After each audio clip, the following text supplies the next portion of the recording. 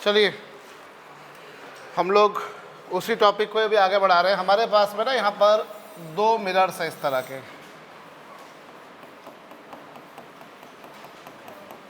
हमारे पास में इस तरह के दो मिरर्स हैं।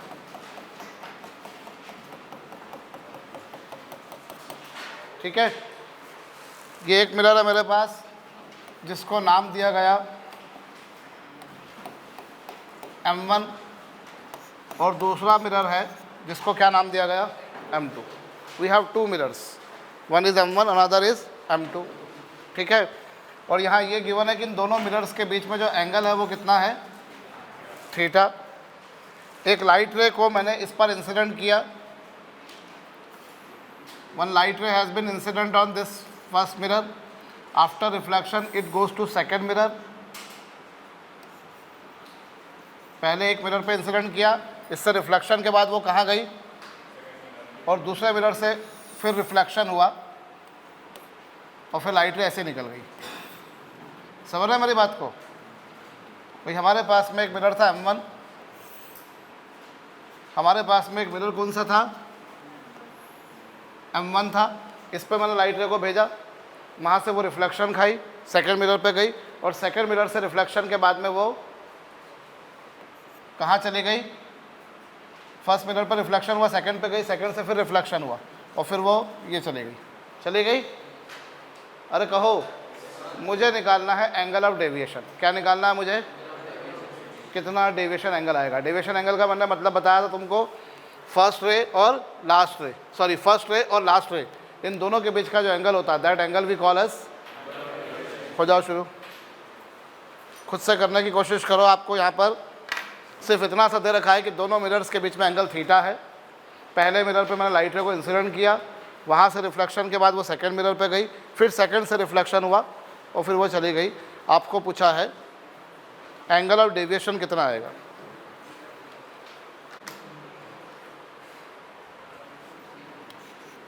जहाँ कहीं लाइट रे इंसिडेंट करी है वहाँ पर मेरे को क्या ड्रॉ करना होगा, नॉर्मल। ये मैंने नॉर्मल ड्रॉ करा, इसको नाम दिया N1, और यहाँ पर भी मैंने नॉर्मल ड्रॉ किया।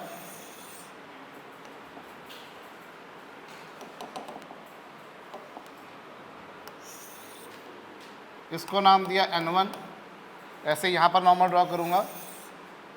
This I will name as N2। अब क्या जानते हैं हम, जितने एंगल पर लाइट रे इंसिडेंट हुई है, फर्ज करो ये I1 एंगल पर इंसिडेंट हुई है तो I1 एंगल पर ही रिफ्लेक्ट होगी। समझते जाना, बहुत सिंपल सा लॉजिक है। I1 एंगल पर इंसिडेंस हुई तो एंगल I1 पर ही क्या होगी या नहीं होगी। अब दूसरा वाला जो मिरर M2 था, इस पर मान लो I2 एंगल पर इंसिडेंट हुई तो I2 एंगल पर ही क्या होगी, रिफ्लेक्ट होगी। जहाँ समझ में नहीं आया भैया हल्का सा हाथ ऊँचा कर देना, मेरी नज़रें तेज हैं। ठीक है, दिमाग की भी और आँखों शरीर की भी। यहाँ समझ में आ रहा है या नहीं आ रहा भैया। अगर I1 पर गई तो I1 पे ही रिफ्लेक्ट होने की है बाबा, I2 पे इंसिडेंट हुई तो I2 पे ही क्या होगी। अब एक काम करते हैं, ये जो पॉइंट है इसको मैं नाम देता हूँ, चलो A, इसको नाम देता हूँ B। जरा दिमाग का इस्तेमाल किया जाए तो ये वाला एंगल कितना होगा, अगर ये I1 है तो ये कितना होगा, 90 माइनस I1, और ये क्या होगा, इसको मैं चलो नाम देता हूँ O।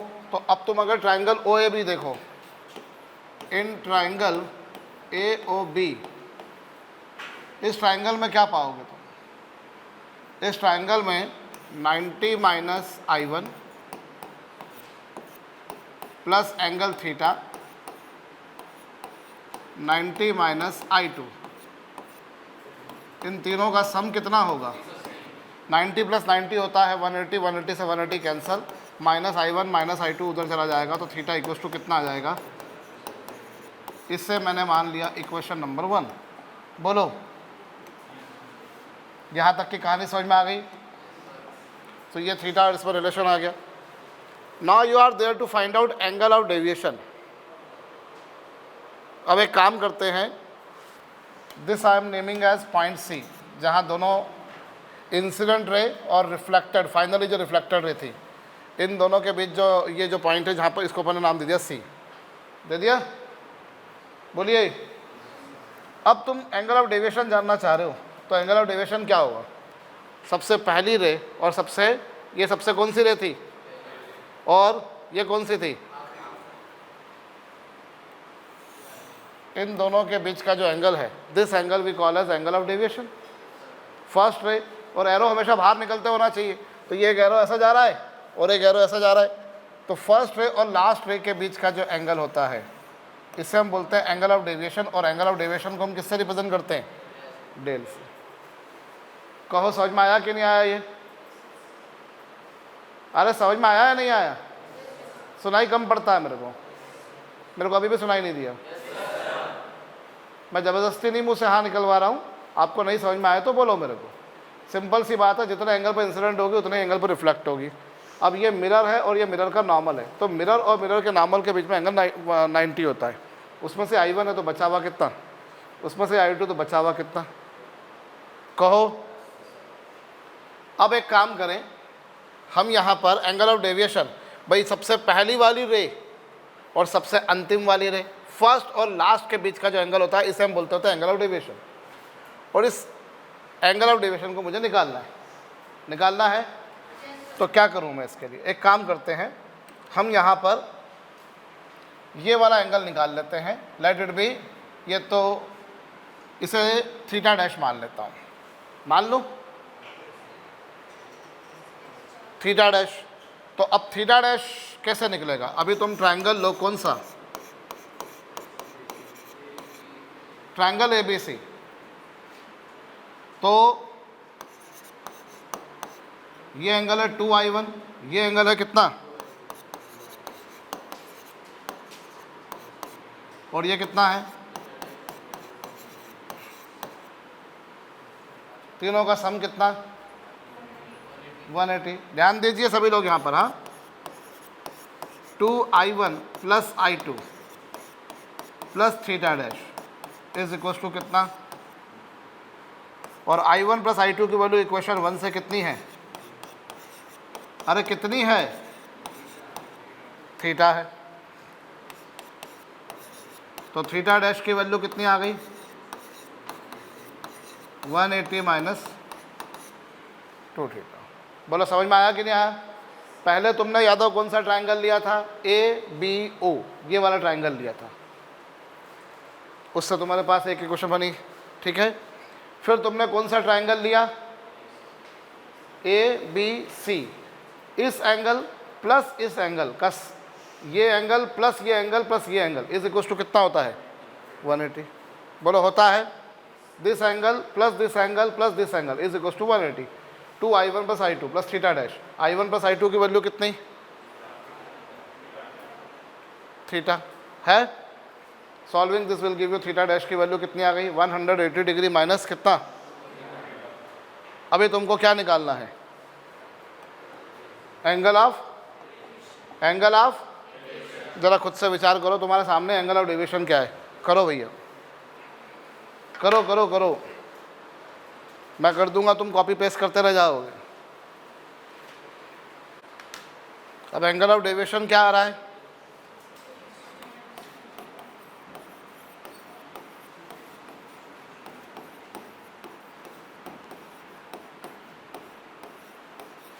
एंगल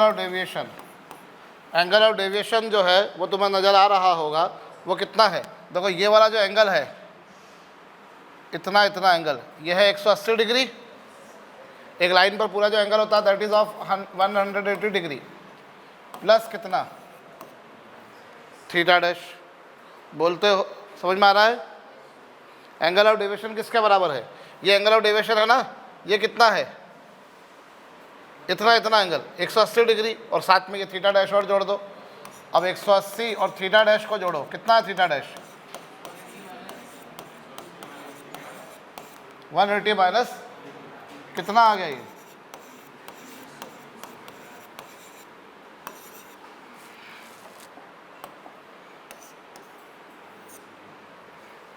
तो एंगल ऑफ डेविएशन कितना आ रहा साहब? 360 डिग्री माइनस 2 थीटा। समझ में आया प्रत्युष? केतन?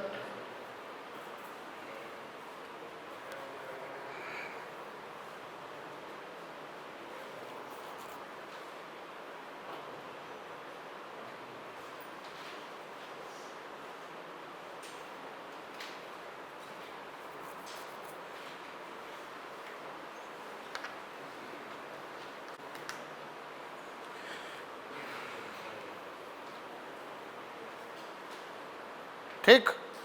रदर हम इसको थोड़ा और छोटा कर सकते हैं। क्या करें हम इसमें? छोटा कुछ ऐसे करते हैं कि मैं ये वाला एंगल निकालता हूँ। सुनना, ये वाला एंगल अगर तुम इसको अल्फ़ा नाम दे दो तो तुम ट्रायंगल ABC देखना, चेक करना भैया। ट्रायंगल ABC, ट्रायंगल के दो इंटरनल एंगल्स का सम ट्रायंगल के तीसरे एक्सटर्नल एंगल के बराबर होता है। करेक्ट? नहीं आया समझ में? ट्रायंगल के दो इंटरनल एंगल्स का सम, पहला इंटरनल एंगल कितना है? ये कितना बना? और ये कितना बना? ये अल्फ़ा के बराबर होगा। और यहाँ से I1 प्लस I2, चलो 2 कॉमन निकाल दिया। एक स्टेप और तुम्हारे लिए और बढ़ा कर लिख देता हूँ। ये लो, I1 प्लस I2 की वैल्यू कितनी है? What does it give me? Alpha की वैल्यू कितनी आ गई? अल्फ़ा की वैल्यू कितनी आ गई? सुनाई नहीं दिया मुझे। समझ में आया? अब तुम्हें क्या निकालना है? Angle of deviation. तो एंगल ऑफ डेविएशन, एक सर्कल पर पूरा एंगल कितने का होता है? तो डेल जो है वो 360 माइनस अल्फ़ा है। बोलो है या नहीं है? ठीक है।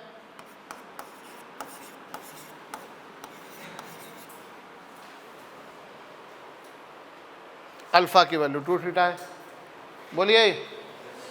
कई अलग अलग तरीक़ों से हम कर सकते हैं भैया, मैं घर से याद करके तो नहीं आता, और मेरा हर बार तुम देखोगे तरीका जो निकल कर आता है वो हर बार कुछ अलग ही आता है। ठीक है, we have multiple ways of solving a problem. कब कौन सा तरीका दिमाग में काम कर जाए कुछ नहीं कह सकते। ठीक है भैया। तो यहाँ हमारे पास में एंगल ऑफ डेविएशन यानी कि विचलन कोण, आप इस अप्रोच से जा रहे हैं, कोई और भी अप्रोच अपने दिमाग में आ सकती है, कोई बड़ी बात नहीं, क्योंकि ये तो सीधी सीधी बात है। यहाँ दो ही लॉजिक लगने होते हैं कि क्वाड्रिलेटरल के चारों एंगल्स का सम कितना होता है। वो भी कर सकता था कोई कि चलो अपन एक क्वाड्रिलेटरल ले लेते हैं CAOB, लिसन CAOB, चलो उससे भी करते हैं। इसको दिया अपन ने थीटा डैश, ये कितना, ये अगर देखा जाए तो ये एंगल कितना होगा C।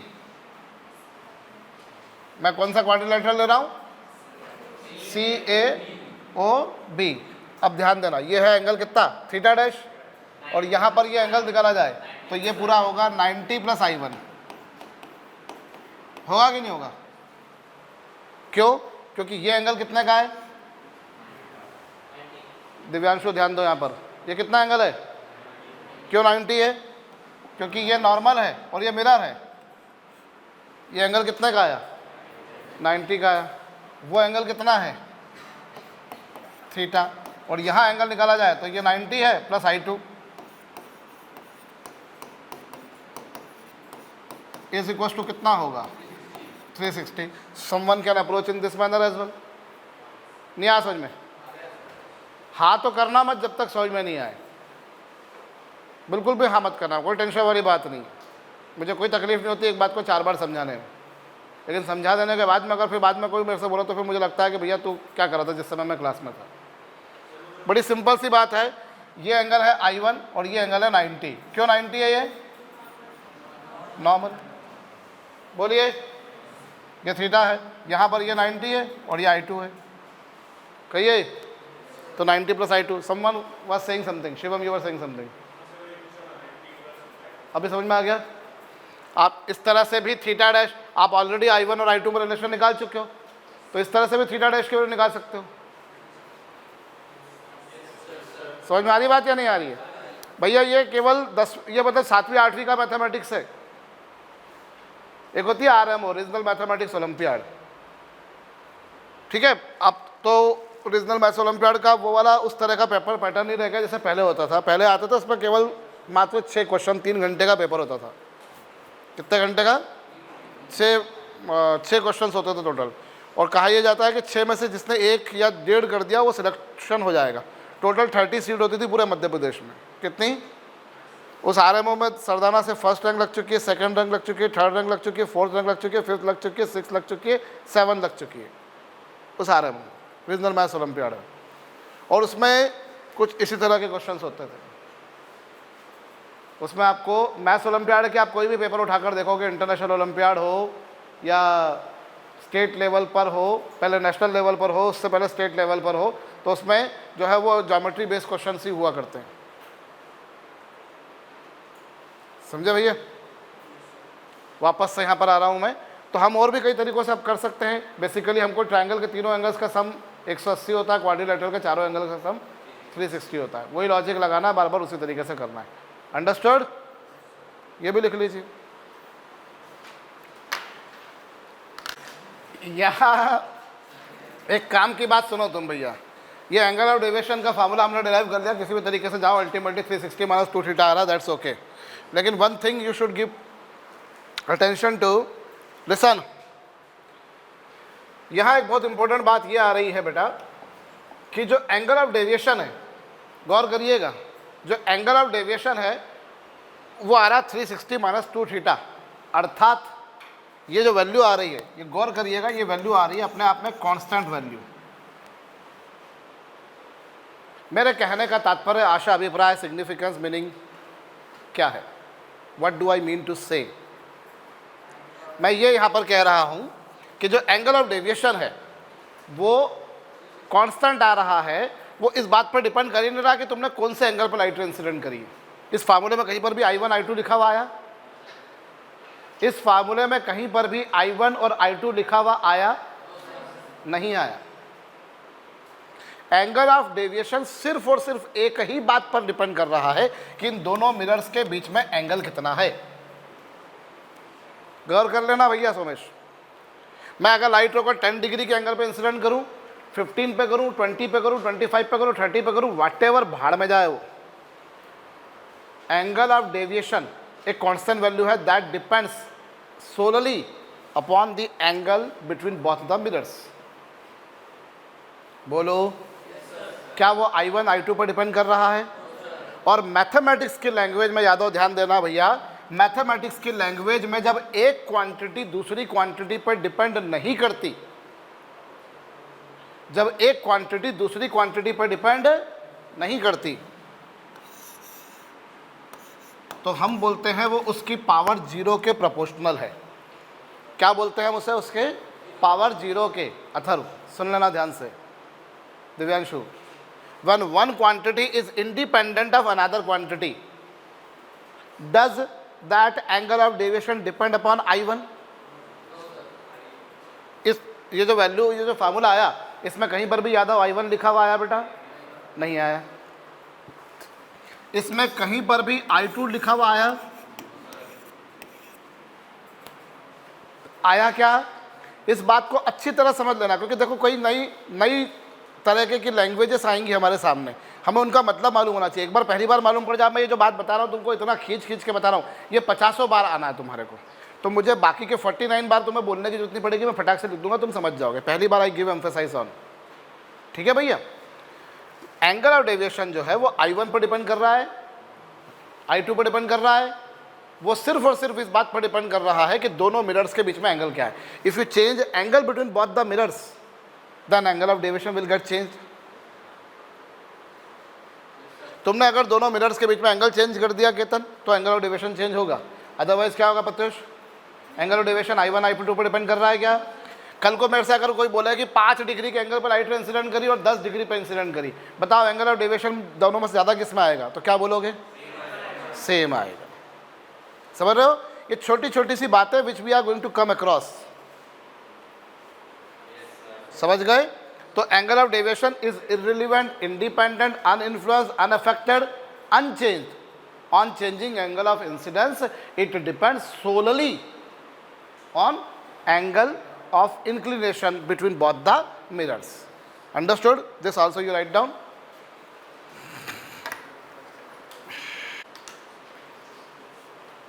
क्या बोला तुमसे? दो वर्टिकल मिरर्स है, एक दूसरे के साथ में कितने डिग्री के एंगल पर है? देखो, एक मिरर ये रहा, एक मिरर ये रहा। This is one mirror, this is another mirror. इन दोनों मिरर्स के बीच में एंगल कितना है? 60 डिग्री का। एक लाइट रे हॉरिजॉन्टली एक पर रिफ्लेक्ट आई, इस पर आई, रिफ्लेक्ट हुई, निकल गई। क्या पूछा तुमसे? Angle of deviation. सीधा सीधा फार्मूला है क्या हमारे पास?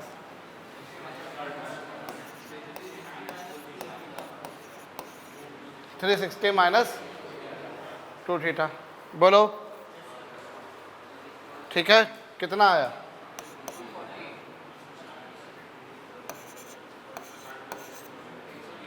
360 माइनस दोनों के बीच में एंगल कितना?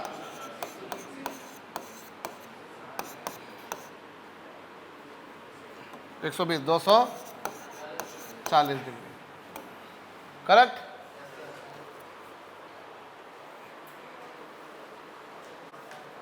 अच्छा, जो एंगल ऑफ डेविएशन है ना, इसका फार्मूले को मैं एक और तरीके से भी डिराइव कर सकता हूँ। एंगल ऑफ डेविएशन के फार्मूले को I can derive in another manner. कैसा? देखो, पहले वाले मिरर ने कितना डेविएशन प्रोड्यूस करा? del1। और दूसरे वाले ने कितना प्रोड्यूस करा? del2। लिसन, पहले वाले ने कितना प्रोड्यूस करा और दूसरे वाले ने कितना? del2। और del1 की वैल्यू कितनी? del1 की वैल्यू 180 माइनस 2i1। और del2 की वैल्यू कितनी? 180 प्लस 180, बचपन में तुमने सुना था 360 होता है। 2 कॉमन निकाल दिया, i1 प्लस i2। आंसर क्या है? This is another manner. ये मेथड तुम्हारे को बहुत काम आएगी प्रशिक। कब? जब मल्टीपल मिरर्स होंगे, 6-7 मिरर लगा दिए, तब तुम्हारे को this method would come into the play. वहाँ अपने लिए ये वाली मेथड होगी, जैसे पहले वाले मिरर ने कितना प्रोड्यूस करा? del1। दूसरे वाले ने कितना प्रोड्यूस करा? तीसरे वाले ने कितना प्रोड्यूस करा? चौथे वाले ने। समझ में आ रही है मेरी बात या नहीं? तब हमारे पास में ये वाला बहुत अच्छा रहेगा। अभी एक मिरर कितना प्रोड्यूस करता है? 180 माइनस 2i1। अभी मिरर ही मिरर है, आगे चल के मिरर भी आ गया, लेंस भी आ गया, कोई रिफ्रैक्टिंग सरफेस भी आ गई। That time you will see this method would be highly helpful. समझ में आ रही है मेरी बात या नहीं? कल सवेरे हमने देखा था रिफ्लेक्शन में कितना एंगल ऑफ डेविएशन आता है? 180 माइनस 2i आता है कि नहीं आता है? तो पहले वाले ने कितना प्रोड्यूस करा, दूसरे वाले ने कितना प्रोड्यूस करा, दोनों को जोड़ा, ये आया। और i1 प्लस i2 की वैल्यू तुम निकाल चुके हो, थीटा है। बोलो शशांक, ये बहुत हेल्पफुल मेथड होगी। कब? जब और बाई चांस यहाँ एक और बात है आर्यन, यहाँ एक बात ये भी है कि दोनों ने सेम डायरेक्शन में करा है। मतलब जैसे देखो, तुम इधर समझना, इसको जरा समझना। जैसे ये एक मिरर है तुम्हारे पास, एक मिरर ये मिरर था, ये मिरर था। अब इसने कैसा करा समझना हो, ध्यान देना। ये ऐसा भेजा, ये इस पे गया, तो इसने कैसा मोड़ा उसको? क्लॉकवाइज। फिर इसने कैसा मोड़ा? फिर से क्लॉकवाइज। चूंकि दोनों ने सेम डायरेक्शन में करा है भाई, यहाँ अगर देखा जाए तो कैसा रोटेशन आया? CW clockwise. और इसने भी कैसा करा? क्लॉकवाइज। तो दोनों को ऐड कर दिया। अगर बाई चांस एक का क्लॉकवाइज होता और दूसरे का कैसा होता, तो फिर क्या करता? मैं एक में से दूसरे को माइनस करता। कहिए, ठीक है? तो हम इस तरीके से भी एंगल ऑफ डेविएशन निकाल सकते हैं। क्लियर? करिए।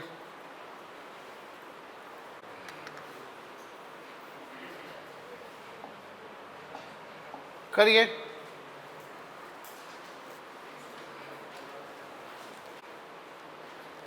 हो गया? क्या आया भाई? ये दो मिरर थे, एक मिरर ये था, एक मिरर ये था। पहले वाले मिरर पे मैंने लाइट रे भेजी, ये रिफ्लेक्शन हुई, दूसरे से गई।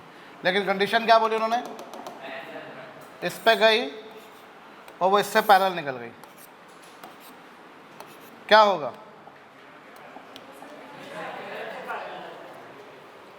Is parallel reflected from the second mirror is parallel to the first mirror, ऐसा? पार्डन मी?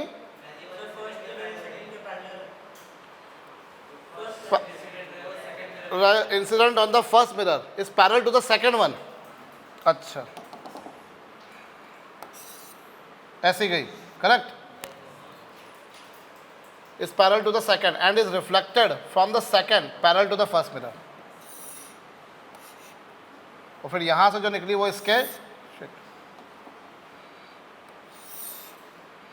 ऐसी गई ना?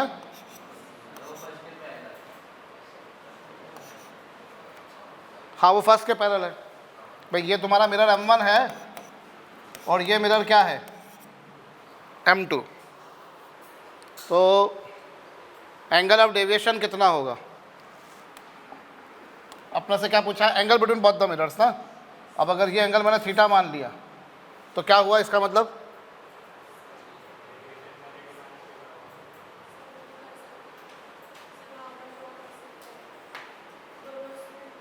हाँ, वो तो नॉर्मल ड्रॉ करके तो अपन लंबा तरीका हो जाएगा, लेकिन अपन ने जो फार्मूला डिराइव किया, let us try with the help of that only. ये थीटा है तो ये कितना एंगल बनेगा अगर अपन इसको निकाल लें? तो दैट वुड बी मेरे ख्याल से, क्यों 2 थीटा क्यों? ये अपन ने थोड़ी देर पहले देखा ही था कि अगर ये थीटा आता है तो ये कितना आता है? 2 थीटा आता है। तो ये एंगल ऑफ डेविएशन जो होता है, ये एंगल ऑफ डेविएशन होता है जो कि कितना होता है? तो ये किसके बराबर होगा? मैंने जो फार्मूला डिराइव किया मैं उसकी मदद से करना चाहता हूँ, वरना तो हम कर ही सकते हैं नॉर्मल ड्रॉ कर करके वापस से। कैसे करें?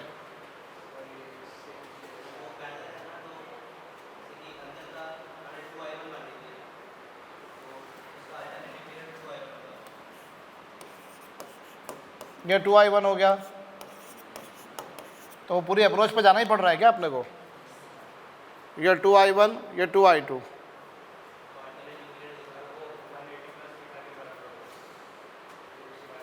वो तो फिर वापस से वही के वही क्वेश्चंस आएंगे तुम्हारे पास, हम उससे नहीं करना चाह रहे ना।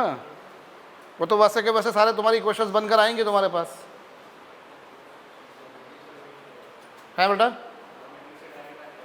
कैसे?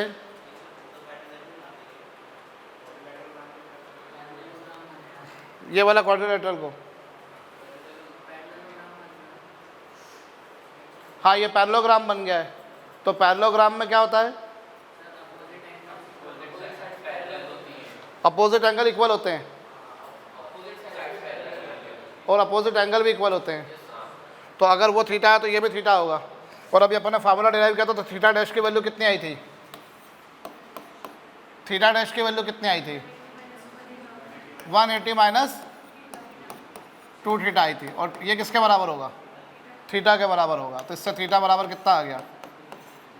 60 degree. That would be is equals, pardon me, नहीं आ समझ में? ये पैरेललोग्राम क्यों बन गया? ये दोनों एक दूसरे के क्या हैं? पैरेलल हैं या नहीं है?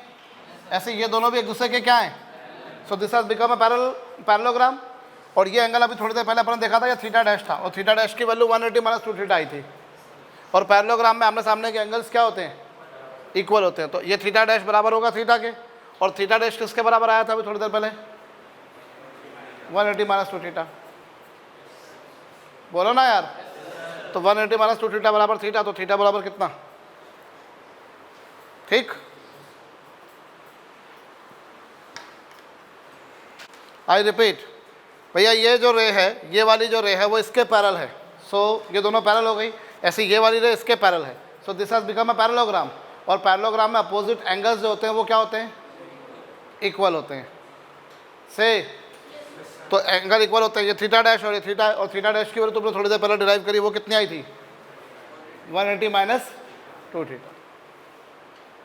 हाँ जी, वो 180 माइनस 2 थीटा थी, है ना? तो इस बेसिस पर हमारे पास है। और ये दोनों थीटा डैश की वैल्यू इसके बराबर है, और थीटा डैश चूँकि पैरेललोग्राम है, थीटा के बराबर भी दोनों को इक्वेट कर दिया। ठीक, सब्जेक्ट टू 7th हुआ बेटा ये, और वो 7th वाला हो गया सब्जेक्ट टू।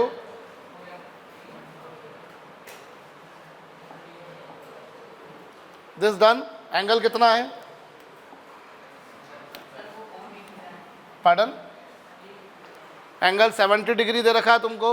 एक रे ऐसी आई पर इंसिडेंट हुई on the mirror, falls after reflection from which it gets reflected. Find the value of I की वैल्यू पूछी है पैरेलल टू द मिरर। तो हो गया ये। क्या करेंगे हम?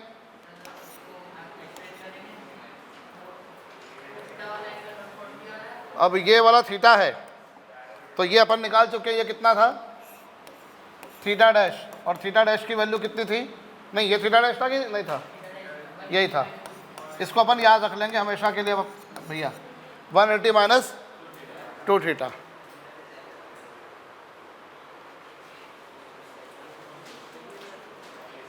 अभी क्या करूं? कौन सा 40 आ गया? कैसे? अच्छा, यहां पर वैल्यू रखी 180 minus, how much you get? 40 degree. अभी क्या?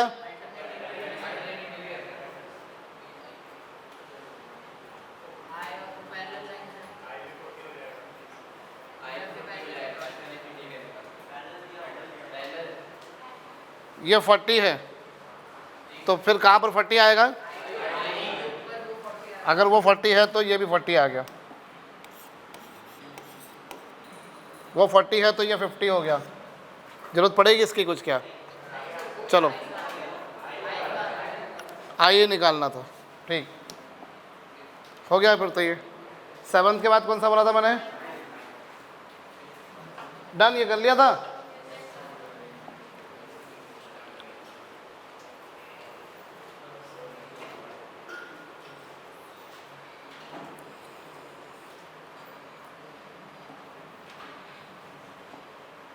नाइन्थ हो गया।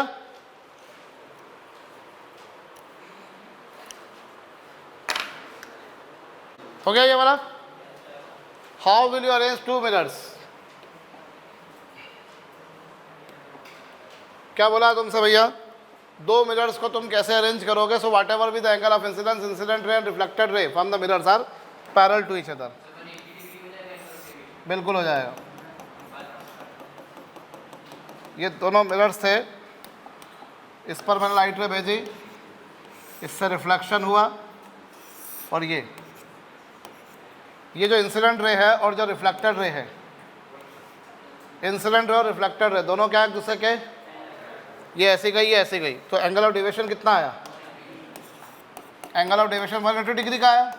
भाई फर्स्ट रे ऐसी थी और लास्ट रे ऐसी है, दोनों के बीच में एंगल इतना, और एंगल ऑफ डेविएशन का फार्मूला हम लोगों ने डिराइव किया, वो कितना है? 360 माइनस 2 थीटा। तो यहाँ से थीटा की वैल्यू निकाली, कितना आएगा? 90 डिग्री। ठीक।